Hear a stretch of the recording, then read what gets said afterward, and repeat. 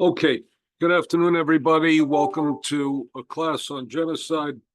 We're going to have a three-part series with regard to genocide. Today, we're going to deal particularly with the career and the person of Raphael Lemkin.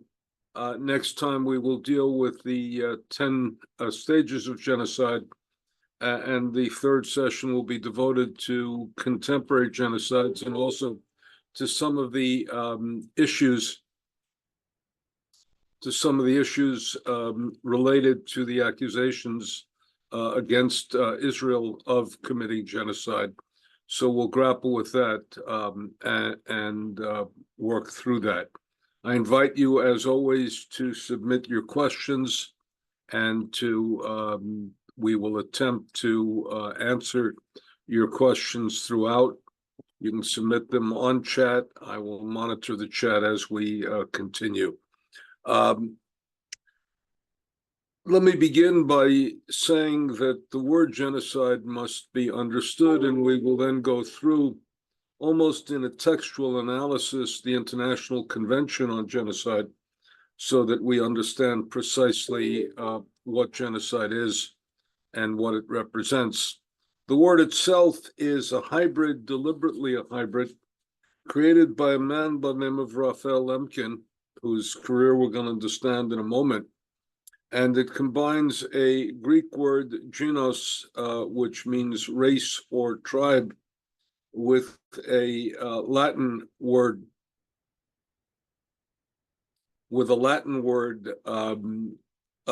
called side, which is killing or murder. The idea behind it is that Lemkin wanted to invent a word that was so horrific and so difficult, so troubling and so irritating, that it would, number one, name the crime, and B, give it such a label that it would shake and shatter.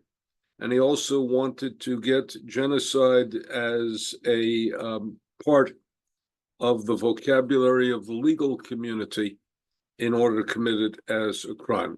Let's talk a word about Raphael Lemkin and a little bit about his experience. Raphael Lemkin was born in an area that was then Lithuania, is now Belarus.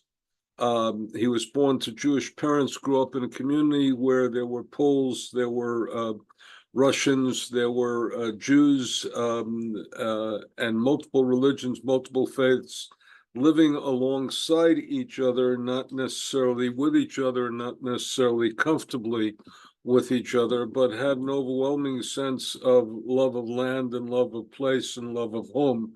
And we'll see how love of home becomes an important element in his final encounter with his parents as he's leaving Europe. And he grew up in a complex, multi-national community in which, if not tolerance, then at least living alongside each other was part of the nature of what was involved. Grew to a Jewish family, lived comfortably throughout with his Jewish identity, not particularly a religious identity. He then began to study law, and as many of the more talented and more brilliant of the community began to migrate into the intellectual world, migration for that meant moving westward. Migration also meant for him studying law. He had a very unusual experience that he regarded as enormously formative well before the Holocaust. And that is that there was an assassination of a man by the name of Ahmed Talent, who was responsible for planning the Armenian genocide, who was the Minister of Interior, who lived in Berlin as Ali Bey, and lived very comfortably in Berlin in a wonderful community, a seaside community adjacent to Berlin, part of Berlin. He was assassinated by a young Armenian whom assassinated him in the open, shot him in the head, shot his wife as well, and then did something unique. He said, "I am not the murderer, he is the murderer."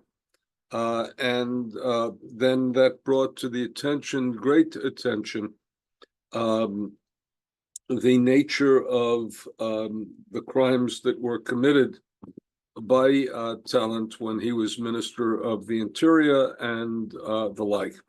The trial took place. It was a sensational trial, and the assassin got off by temporary insanity. But Lemkin was then studying law and had a very peculiar conversation, which he recalled and recounted again and again with his professor. He said, "Tell me something. Is there no law under which Talent could have? Is there no law under which Talent could be tried?" And the professor answered in a very interesting way. He answered by saying that there was no law because the sovereignty of state was enormously important. And he used an interesting analogy. He said, essentially, if my neighbor slaughters his chickens, I cannot intervene. I have nothing that I can do about it. If I do intervene, that is trespassing. And I can't, and the same thing is we can't interfere in the internal affairs of another nation. And to that, Lemkin said emotionally that human beings are not chickens. And he also then said sovereignty cannot be conceived of as the right to kill millions of innocent people. Given that, he began his work as a lawyer, and when he began his work as a lawyer, he then worked for the Polish government, and working for the Polish government, he also planned, and this was again when he was a young man, he was in his early 30s, he planned to submit a draft to the League of Nations, which was meeting to define something called international crime. And he was not permitted to attend the meeting because the Polish government felt that this was his own initiative and did not want to represent it as their own. But he decided to sidestep his position as a Polish government official, and to, in essence, have someone else submit his paper, and submit his concept that there had to be something called an international crime. His crime he was defining was barbarism and vandalism. Barbarism was the attack against individuals and members of a group, and vandalism was a very interesting term because vandalism goes hand in hand with this, and that is that Lemkin was sensitive to the fact that not only do you sometimes attack a individual as a member of a group or a group of people, but the other thing is that you attack the culture and the possibility of what they do. And once you attack the culture and the possibility, that is a cultural, and we'll see the term a cultural attack, which he termed as a cultural attack. He termed that as vandalism. It later will be determined as part of the word later on, as we do with genocide. He spoke of it, he said, signify a coordinated plan of different actions aiming at the destruction of the essential foundations of the life of national groups with the aim of annihilating the group themselves. The objective of such a plan would be the disintegration of political and social institutions, of culture, language, national feelings, religion, economic existence of national group, and the destruction of personal security, liberty, health, dignity, and even the lives of the individuals belonging to such groups.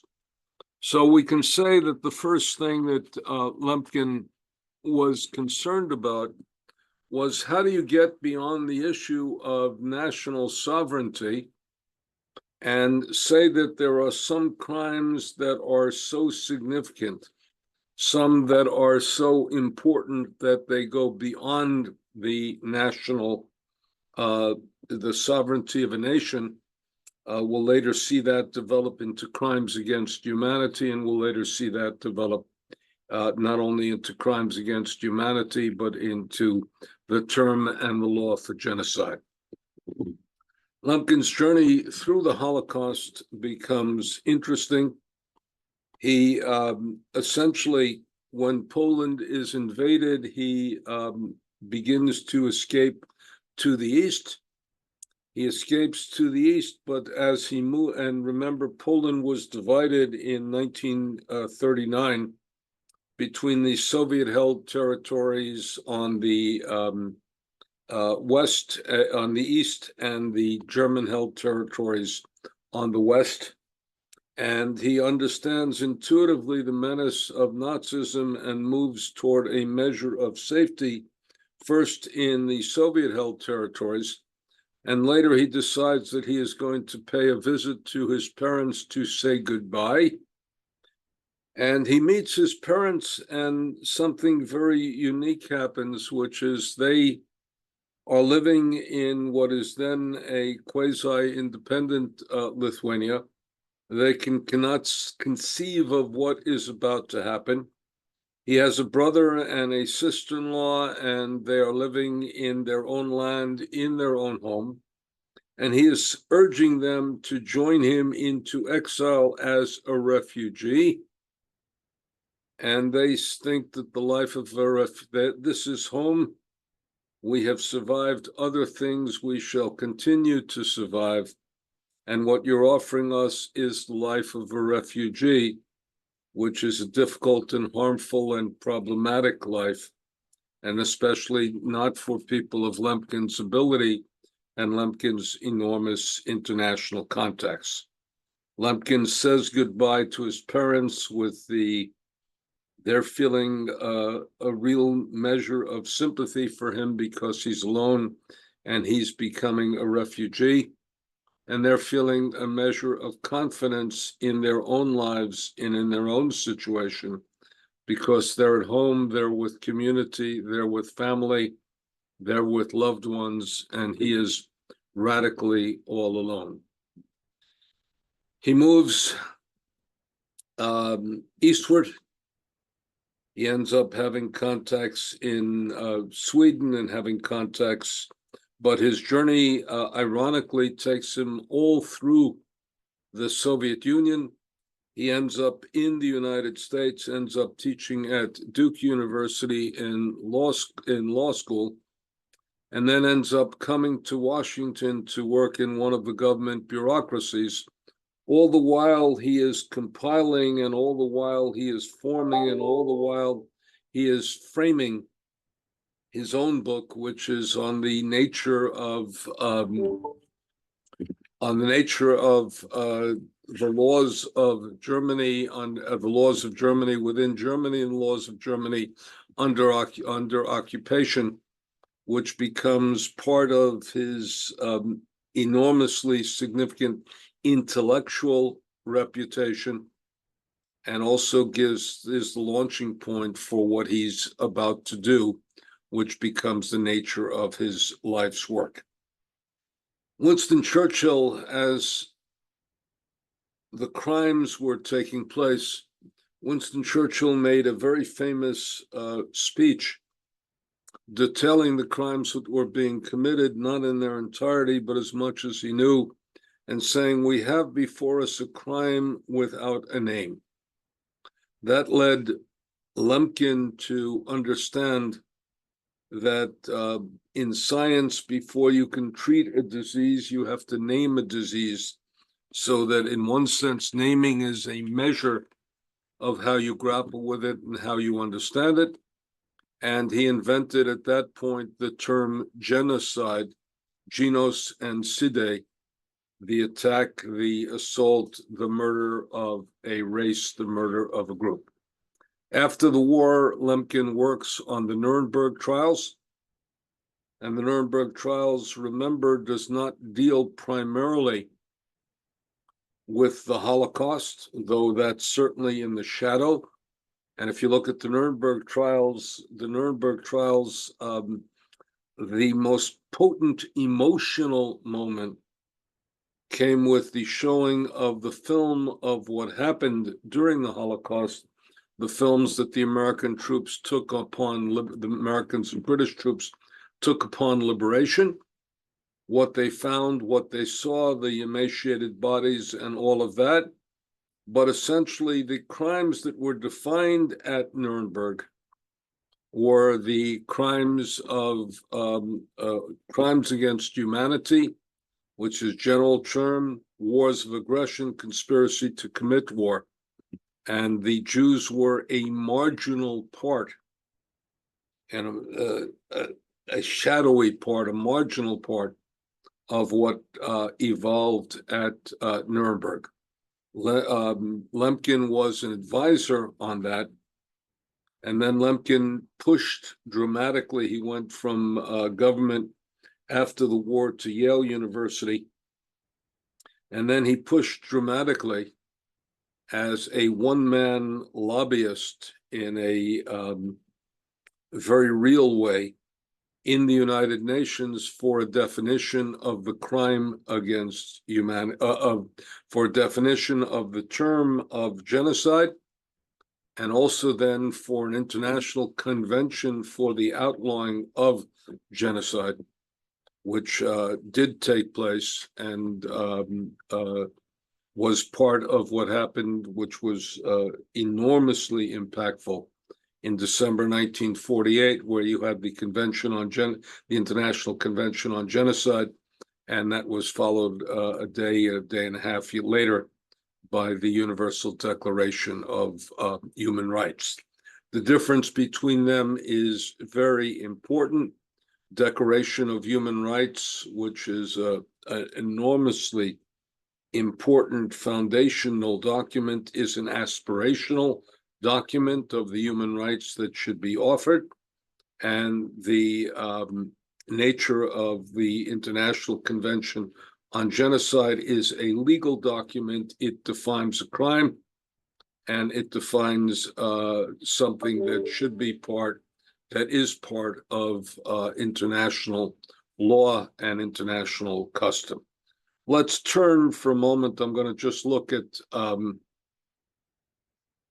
let's look at a couple of questions that we'll deal with. Okay, I've been asked by a couple of people, could we specify exactly what criteria are for the term genocide? We're going to do that for a moment. What's the time framework of Lemkin? Lemkin was born in 1900.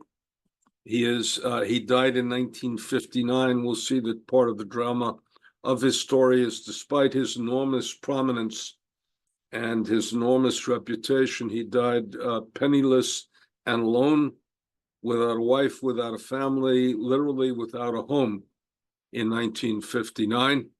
And in fact, in his autobiography,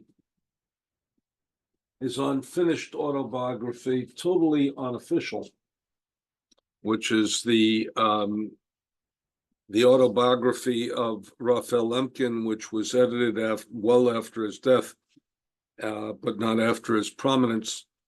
He indicates that at one point he was dancing with a beautiful woman who said, you know, you're going to become famous, but you're not going to live to see it. And he had a premonition even at the very very early in his life that he was going to have this type of prominence, but he was not going to enjoy his prominence. Let's now turn to read a document, and you have to understand that I was trained in yeshivot and trained as a rabbi, and consequently, when we asked to define a document, I want us to read text, and I'll give you some background of the text that we're going to read. So let me share my screen, and we'll look at the International Convention on Genocide.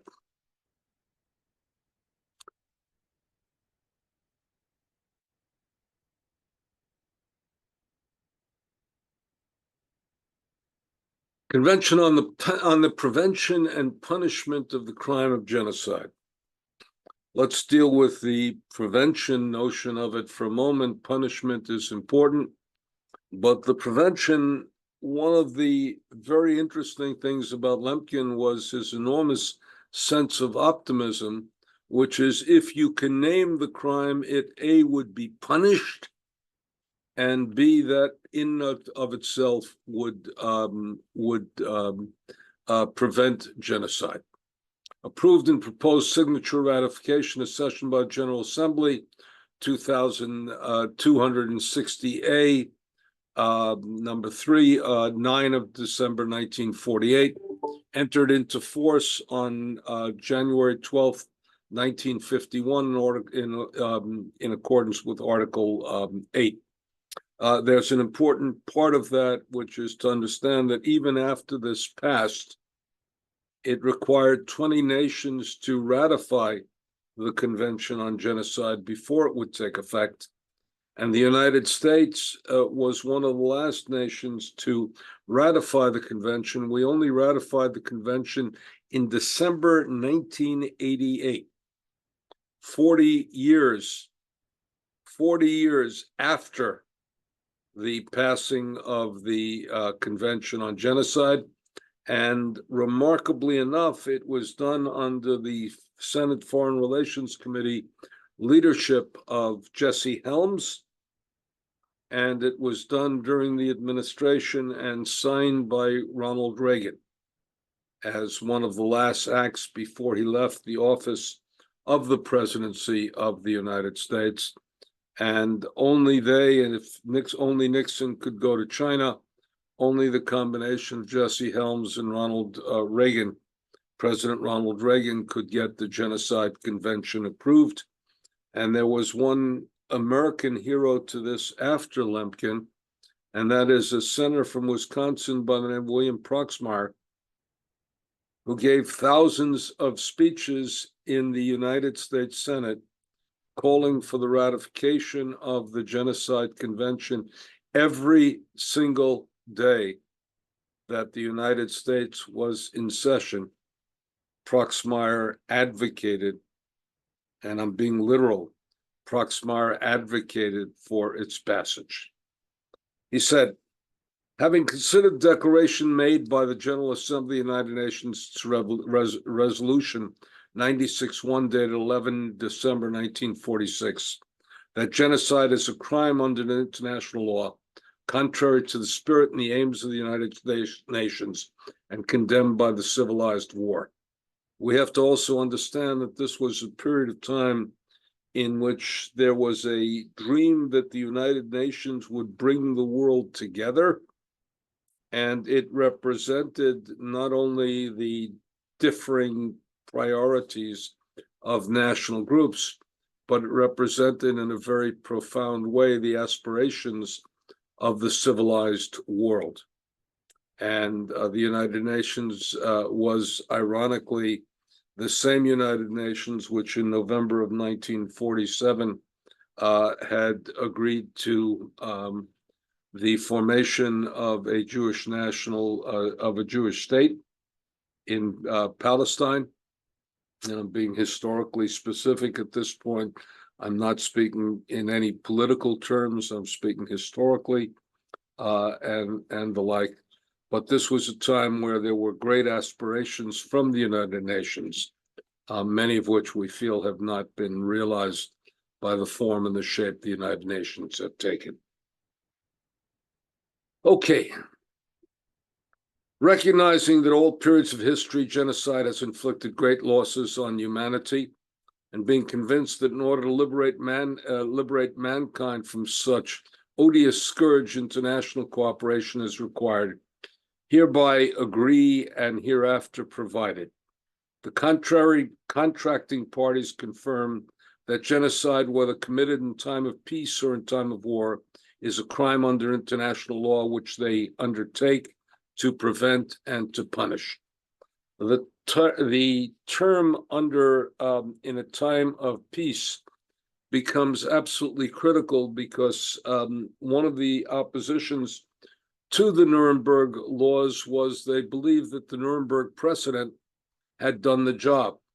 But the Nuremberg trial, and that's not the Nuremberg precedent. Remember, Nuremberg has, for the history of the Holocaust, a couple of connotations. One is the Nuremberg laws of 1935, which were racial laws defining the Jews biologically based on the religion of their grandparents. And the second were the results of the Nuremberg trials, which was for the first time a international judicial process which held the leaders of a country responsible for the crimes that were committed during time of war. And part of what Lemkin was concerned with, and very importantly concerned with, was what about genocide that is not committed during times of war, but genocide that's committed during times of peace. In the present convention, genocide means any of the following acts committed with the intent to destroy, in whole or in part, a national, ethnical, racial, or religious group as such. I want to highlight the word in part. In whole or in part has a very specific meaning and is there for a very specific reason. The Nazis were engaged in what they called the final solution to the Jewish problem. The final solution to the Jewish problem meant the annihilation and the elimination, what they called the extermination of the Jewish people in their entirety. At the Wannsee Conference of 1942, of January 20th, 1942, the list that was compiled was of 11 million Jews in Europe, including the Jews of the Soviet Union, and including the Jews of Great Britain and Ireland, et cetera, with the idea that you wanted to destroy the Jewish people in whole. The Armenian experience was very different, which is that the Armenians in Istanbul were safe, the Armenians in the countryside were targeted. Consequently, the idea to encompass the Armenians in this definition, in whole or in part, is because there was not a program for the total annihilation of the Armenians, nor was there a program for the entire annihilation of the Roma and Sinti, the Gypsies, under German occupation and under German rule, because only certain Gypsies were targeted and only certain Roma and Sinti were victimized. And consequently, that wasn't, again, they wanted to declare it as genocide, but they didn't necessarily only want it to be when there was the final solution to the Jewish problem. We have to add to this one more caveat, which is a problem in the definition itself, which is if it's in whole, in part, it does not speak of how whole and how part. In other words, how much of a group is there? What is the threshold for doing it? It then defines the following. What is it that we do? Killing members of the group. In other words, murder. causing serious bodily or mental harm to members of that group, deliberately inflicting on that group conditions of life calculated to bring about its physical destruction in whole or in part. Again, think of the words in whole or in part, because in part is undefined. And clearly one of the elements that Lemkin had in mind as he worked with this was the notion that the ghettos imposed conditions on the Jews that made living quite impossible. The statistics on that are interesting. In Warsaw, 10% of the population died in 1941 before a bullet was fired. They died because of the living conditions under which they lived, disease and malnutrition.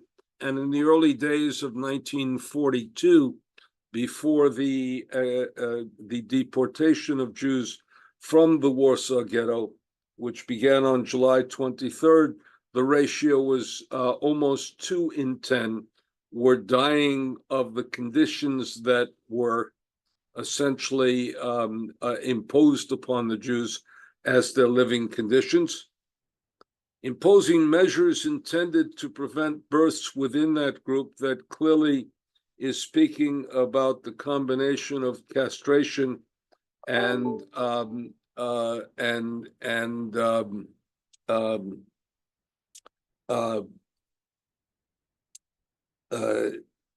attacking fertilization and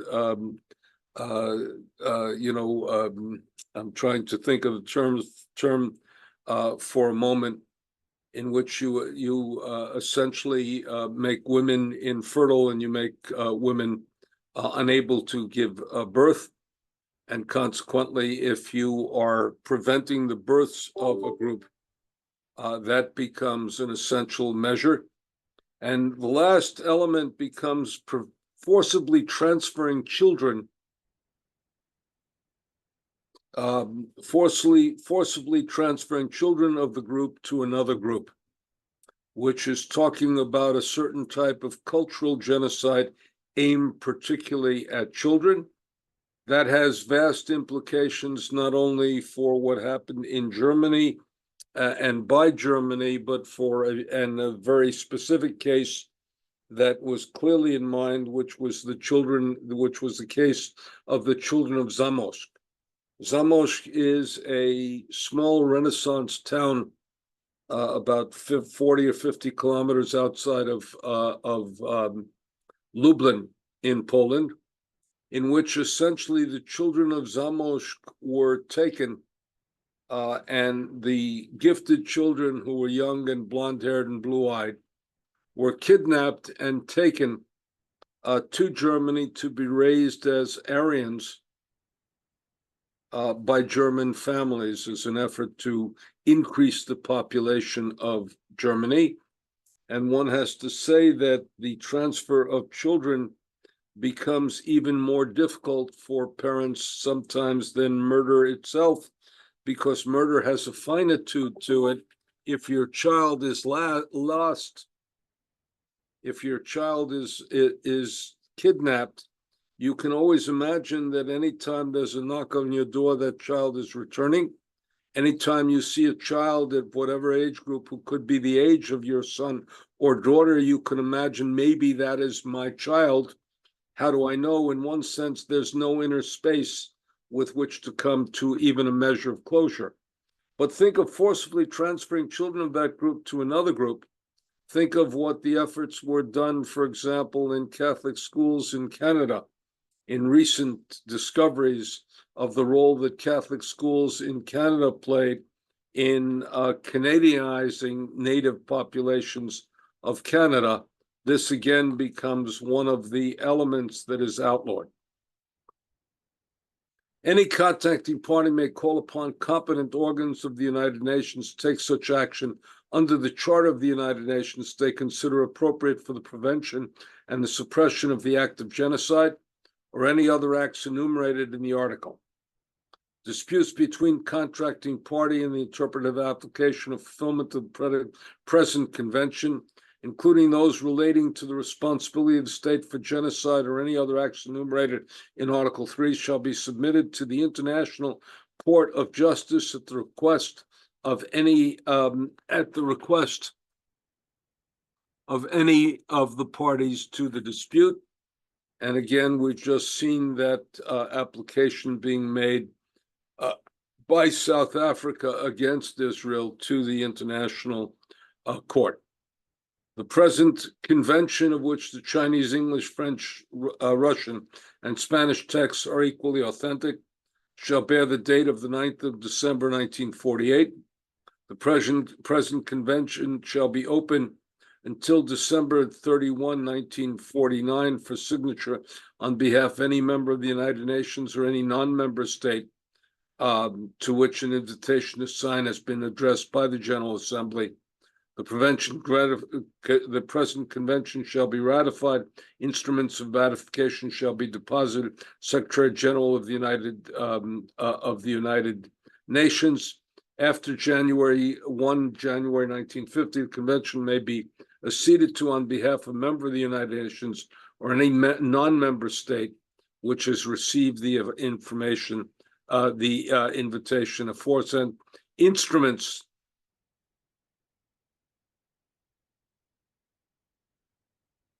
Instruments of accession shall be deposited Secretary General of the United States.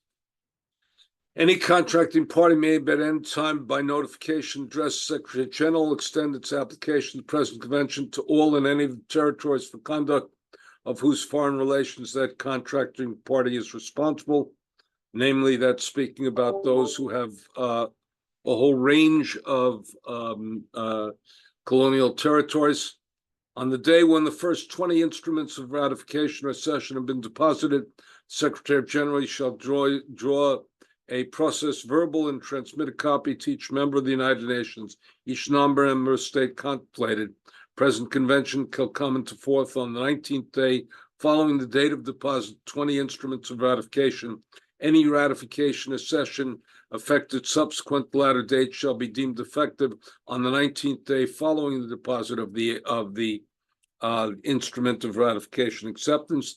That for us means that what the United States did in December 1988 is retroactively part of that.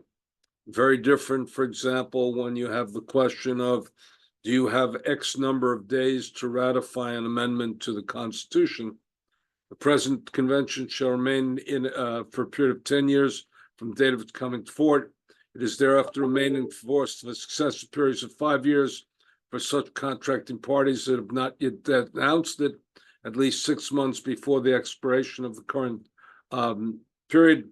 Denunciation shall be effected by a written notification addressed to the Secretary General of the United Nations.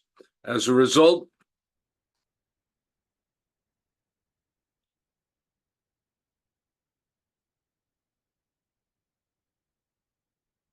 if as a result of denunciation, number of parties shall become less than 16, the convention shall cease to be in force for that date. To the last of these denunciations shall become effective. That, by the way, has not occurred. At the request of the revision of the present convention, may at any time be the contracting party means of notification writing to address the General Assembly shall decide on steps, if any, to be taken with request to such request. Secretary General shall notify people of the signatures of the notification, of the date of the denunciation, of the abrogation of the convention. Notifications received. The original present convention shall be deposited in the archives. Certified shall be transmitted to each member nation. Each number present convention shall be registered by the Secretary of the United Nations coming into force. So in essence, this becomes what is known as the International Convention on Genocide, which is an important effort to respond to the crime itself, to outlaw the crime, and consequently to engage in its prevention. Let's go now for a moment of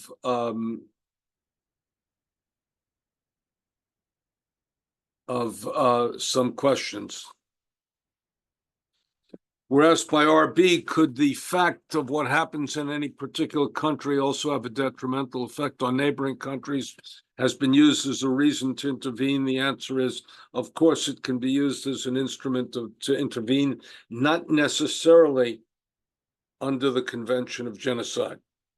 World War II invasion, what is the time frame as an adult? Germany invaded Poland on September 1, 1939. The Soviet Union invaded, and I'm using particular terms because it's important. Invasion is an act of state, so anybody who writes about Nazi invasion is not being historical. Anybody who writes about Russian invasion is not being historical either. It is the invasion of Germany, it is the invasion of the Soviet Union. Both occupied the Poland, divided along the Bug River in September 17th, 1939. Germany then abrogated its treaty with the Soviet Union on June 22nd, 1941, when it invaded the Soviet-held territories in the east, and these territories then became subject to German occupation. And we can talk another occasion about the difference of the difference between German occupation and Soviet occupation. The difference literally was a matter of life and death. Under the Soviet occupation, Jews were not treated badly unless they were capitalists or entrepreneurs. Judaism was treated badly, as were all other religions. Under Germany, the idea beginning in 1941, June of 1941, most especially in the formerly Soviet-held territories, the idea was the murder of the Jews. It resonates with me. We're asked, when you describe the life of a refugee, being incredibly hard, radically alone, moving around, constantly subject to the winds of different countries.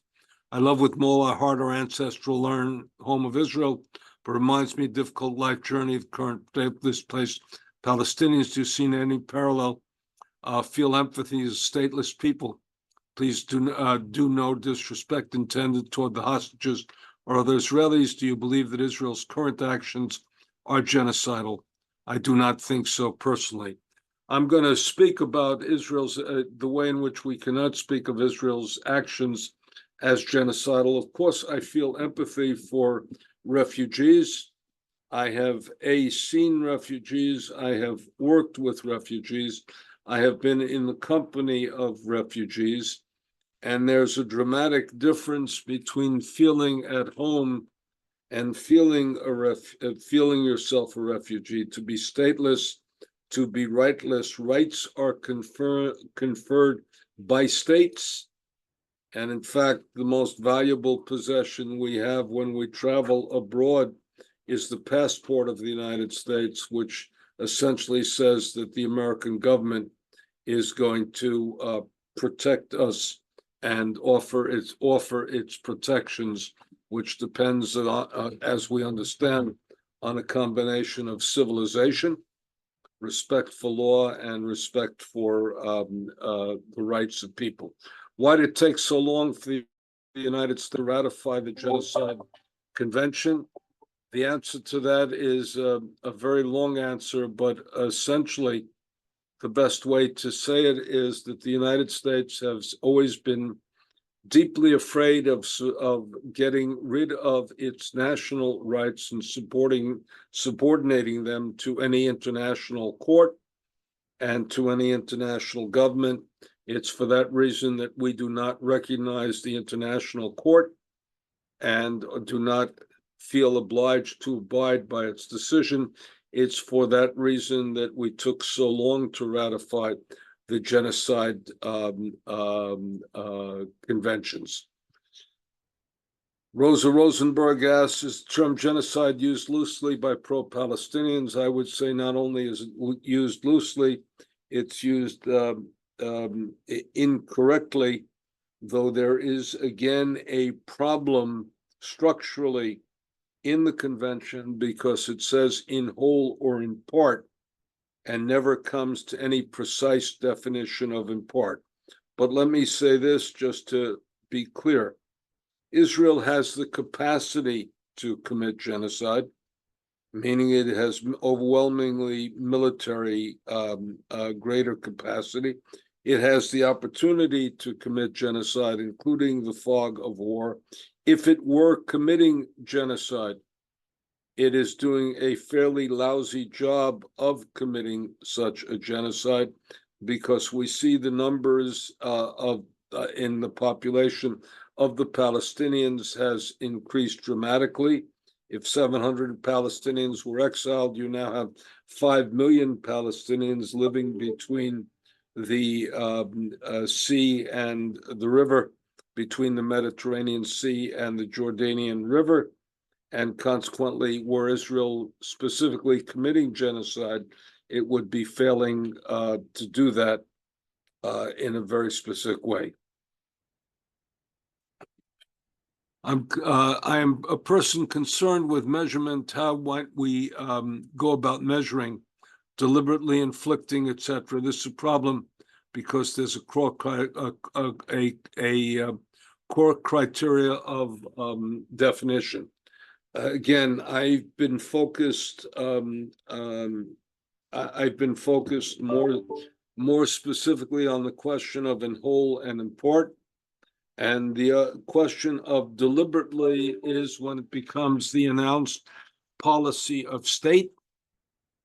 And the German case is the clearest case of that, because we have the notion of the final solution to the Jewish problem. If you go through the documents in Turkey with regarding to the Armenian genocide, you will see the deliberateness of that policy. And for those of you who are concerned specifically about the accusation of Israel, let us say that Israel formally is distinguishing between its fight with Hamas and its political difficulties with the Palestinian people, though I would say that the case for genocide in the ICC, International Court, was made primarily and distinctly by the words of certain Israeli officials, including cabinet officials, who did not make such a distinction, and who again used their words loosely and their terms loosely, and consequently gave voice in particular to a genocidal impulse, though one would not say that the government is acting on that impulse, but it certainly is there. What are the examples of genocide during the time of peace? Let me come back to that in a moment. Not in a moment, but let me come back to that in a little bit later on in the lectures. And Paul, if I do not answer that, please come back to me, because we will do that. We're asked, did Lemkin help to draft the United Nations Convention on Genocide? Did the U.S. vote for the convention in the General Assembly? The answer is yes, Lemkin helped draft it. And yes, the United States voted for it in the General Assembly. And the United States was one of its advocates. Though, again, Lemkin worked very particular, and there was some tension between those working on the Genocide Convention and those working on the International Declaration of Human Rights as to the relative importance of the two. Some saw genocide as dealing with the past, human rights as dealing with the future. The other thing that happened in order to get the Soviet Union to go along with this at this point, and other nations also to go along with it, is that the term political groups were left out, because, again, in domestic policy, many countries wanted to reserve the prerogative of going after their political opposition and the like. Carl has asked whether residential schools in Canada, the United States, are widely regarded to be a form of cultural genocide against Native populations. would Lemkin agree? I'm going to ask you in a very basic way to go back to the text that we have shared here and look at the article that specifically speaks about taking groups of children away from one group and bringing them to another group in order to what? To denigrate, to destroy, to retard, to hamper the culture that was involved. So I would say that it's clear that Lemkin would agree, and it's also crystal clear that the convention itself would agree. How does one contend with the accusation against genocide against Israel when the underlying issues regarding rightful possession of land, unwillingness of one side to dispute accept the right of the other, remain in dispute?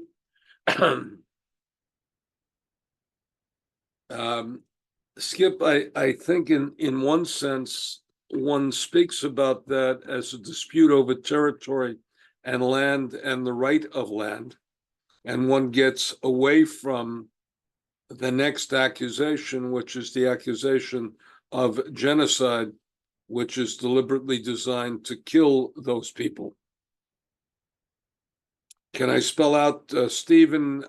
Not only can I spell it out, but you were there. It's Zamość, Zamosc, in Poland, right outside of Lublin.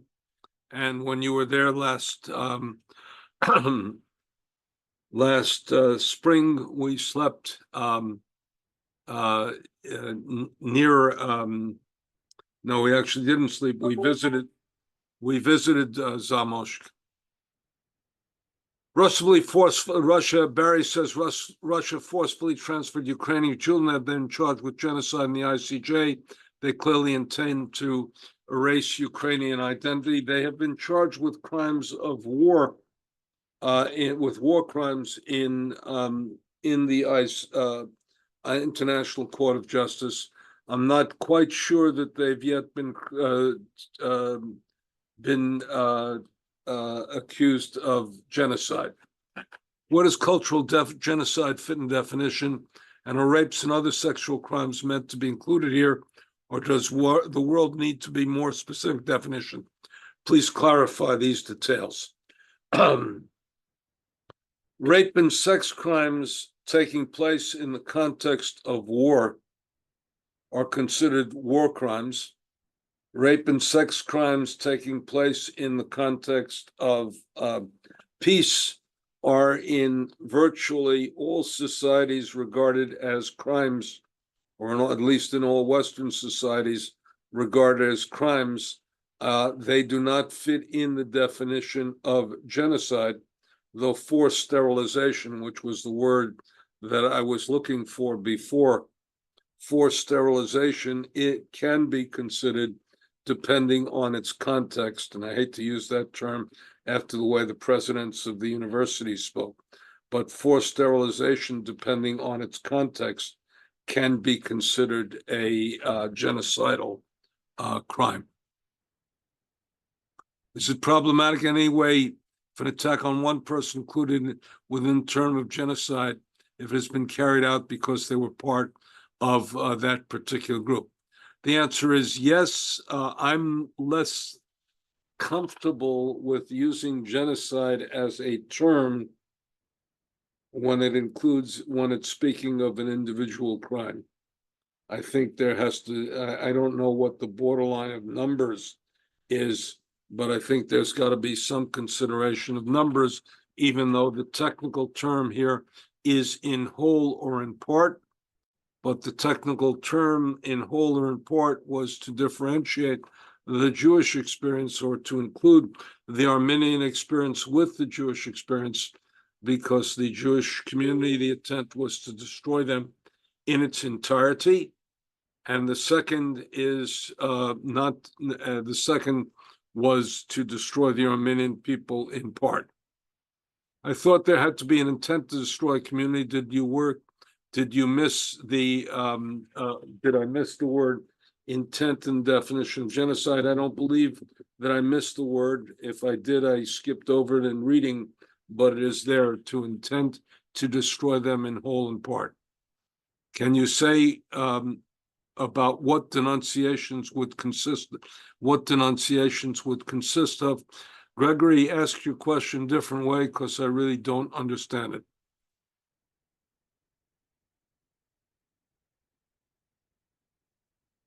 It's William Proxmire, Proxmire,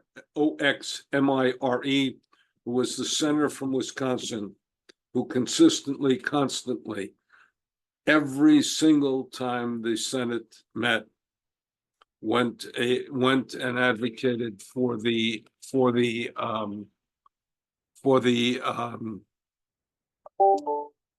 passage of the Genocide Convention. Barry has asked, Israel's fighting Hamas and the PIJ, I'm not sure, Palestinian combatants being killed, considering toward in part component of the article, how does it not apply to every war? I would argue that Israel, in saying the Israelis and the military, which has taken campaign against Hamas, is killing Palestinians, but that they would consider what we call collateral damage in the same way that we, as Americans, did not try to destroy Iraq, even though we killed plenty of Iraqi citizens. We did not try to kill Afghanistan's Afghanis, but we did kill many Afghanistan civilians. It's a sad term to speak of it as collateral damage because they are human beings who are entitled to dignity and the like, but in war terms, that's considered collateral damage. Seems ironic that countries with extreme human rights violations and voting rights in the United Nations do speak of this and any effort to address them. The United Nations is precisely the United Nations. It doesn't mean that the nations there are either united or that each of the nations adheres to the highest values of civilization. Ironically, the Human Rights Universal Declaration of Human Rights was passed with the support of the Soviet Union and the like.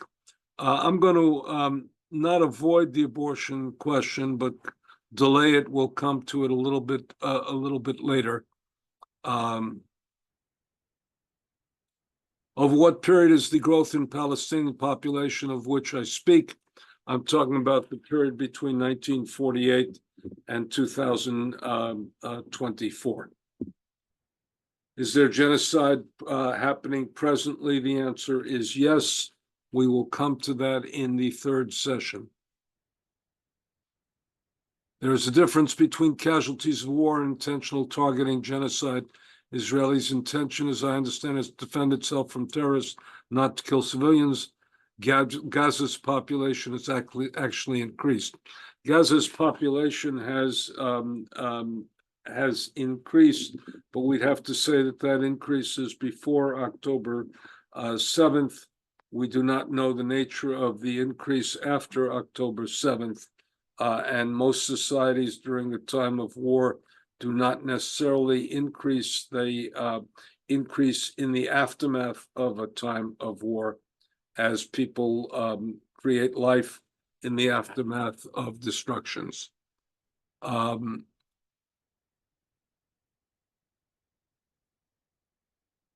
Okay. I'm asked, and I'm going to take this last question, what about slavery? It is obviously not genocide in the terms that are involved, but how would you define it in terms of crimes against humanity? Let's begin by saying that slavery is horrific, terrible, miserable, and outrage against our collective humanity, and a crime of enormous importance. It is not a crime here that is included in the Genocide Convention, but the Genocide Convention is not the totality of human criminality. The one element that we have to say with slavery, and on this I'm going to conclude, and we'll explain it a little bit next time. In a slave economy, the slave is considered a capital investment, and therefore slaves are allowed to procreate, though families are not necessarily allowed to stay together.